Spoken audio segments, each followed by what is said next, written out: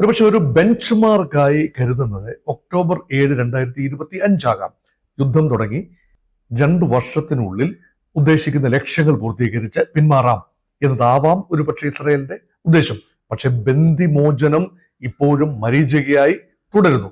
ഏതാണ്ട് 20ഓളം ബന്ദികളെങ്കിലും അന്ന് 2023 ഒക്ടോബർ 7 ഇസ്രായേലിൽ നിന്ന് ഹമാസ് തട്ടിക്കൊണ്ടുപോയ ബന്ദികളിൽ ഏതാണ്ട് 20ഓളം പേര് മാത്രമേ ഇപ്പോൾ ഒരുപക്ഷെ ഹമാസിന്റെ കസ്റ്റഡിയിൽ ജീവനോട് അവശേഷിച്ചിരിക്കാൻ സാധ്യതയുള്ളൂ.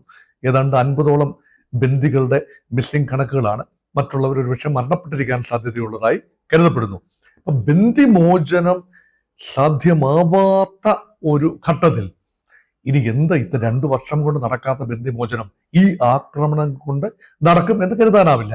അങ്ങനെയെങ്കിൽ പരമാവധി ഡാമേജ് ഉണ്ടാക്കുക, ഗാസ സിറ്റി പൂർണ്ണമായി നശിപ്പിക്കുക, ഗാസയിലെ ജനജീവിതം ദുസ്സഹമാക്കി മാറ്റുക എന്നത് മാത്രമല്ല, ഒരിക്കൽ പോലും ഹമാസിനെന്നല്ല ഇസ്രായേൽ വിരുദ്ധമായി ഒരു ശക്തിക്കും തിരിച്ചു വരാനാവാത്ത രീതിയിൽ കാര്യങ്ങൾ കൊണ്ടെത്തിക്കുക.